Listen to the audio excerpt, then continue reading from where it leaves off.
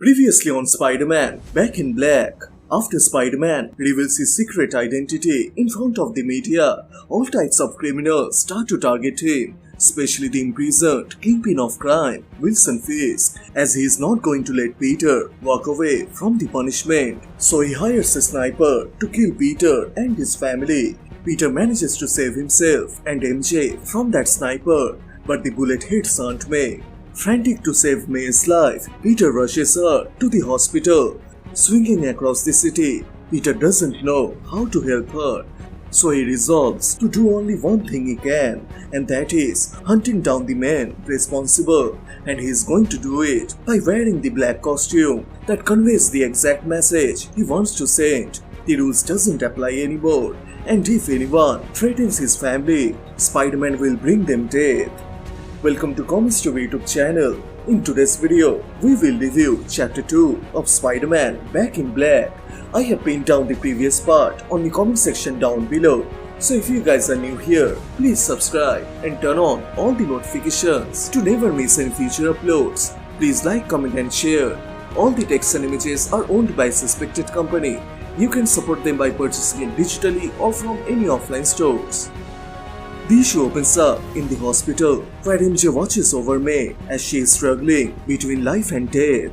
Peter then calls her to check in on May's condition, so MJ replies she is in coma.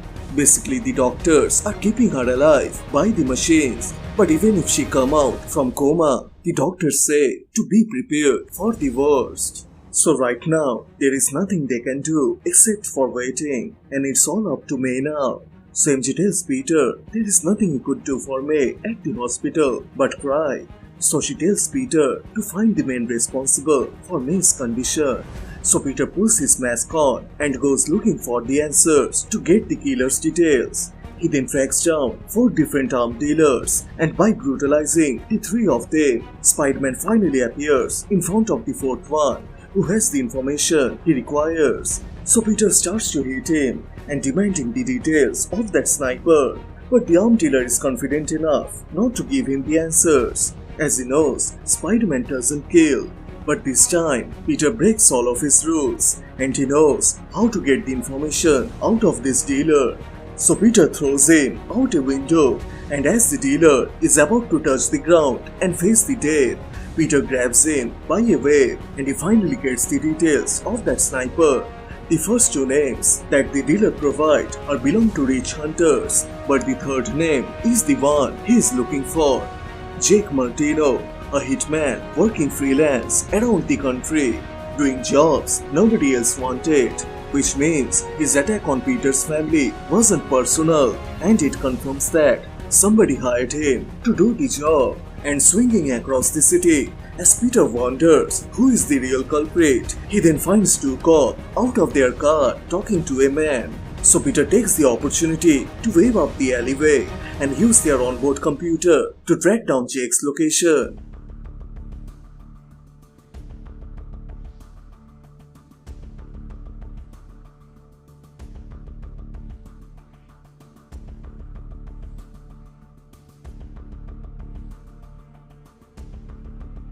After getting the details, Peter arrives at the address, but he finds the whole room is cleaned out, and there, Peter meets with the landlord, and he informs him Jake seemed to be a nice guy, he pays rent on time, and he stayed here for a few days. But he just missed him, as Jake left this room 20 minutes ago and headed for the train station. And as the sniper tries to flee the city, Peter then rushes towards his location.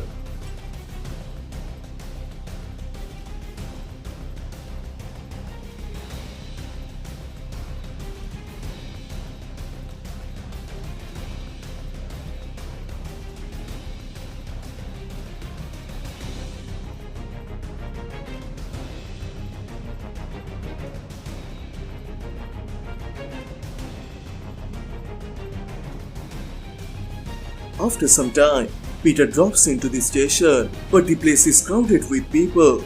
But Peter knows if the killer sees him, he will react in fear, and his movement will be enough to trigger his spider sense.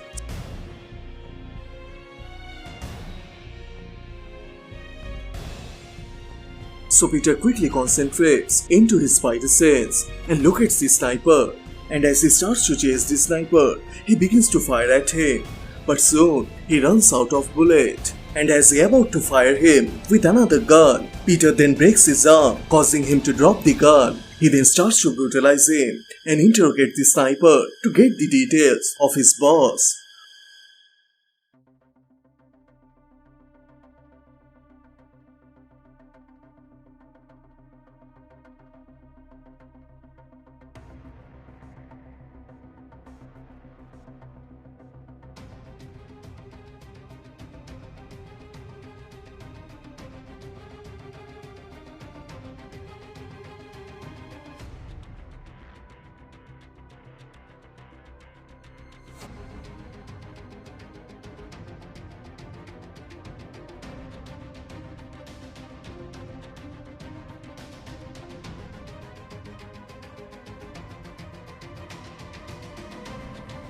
After a round of torturing, Jake finally agrees to talk, and as Peter is about to get the name of who hired him, Jake gets killed by gunshots. And as the killer is about to escape the place, Peter throws a tracker on the killer's shoe, and he decides to keep a close eye on Jake, and he follows his ambulance to the hospital, the same one where May is being held.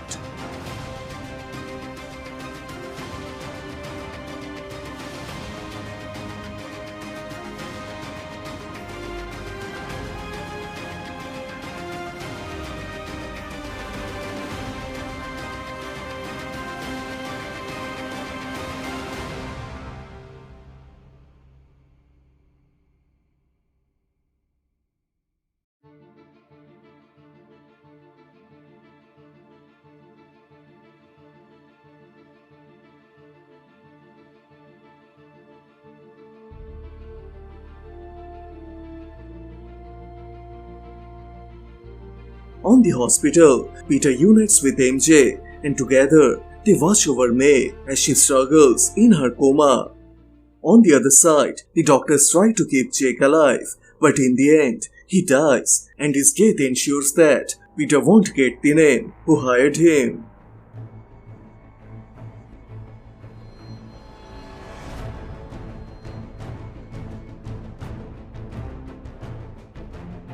While Peter is busy with MJ, he feels the proximity alert of the spider trace, so he starts to follow it, and soon he finds the killer on a cell phone with his employer. So Peter silently arrives behind him and wakes up the killer's mouth and takes the cell phone. He then listens the voice carefully on the other end, and he realizes whose voice it is, and he says hello to Wilson Fisk. And as Fisk talks to Peter, he tells Kingpin that he can die. And as Peter prepares himself to take down Kingpin once and for all, the chapter 2 of Spider-Man Back in Black comes to a close. So which part you like the most? Please share your thoughts on the comment section down below. And also please subscribe, as this will motivate me to make more contents. Thank you so much for watching. Everyone stay safe, and I will see you guys in the next one. Bye.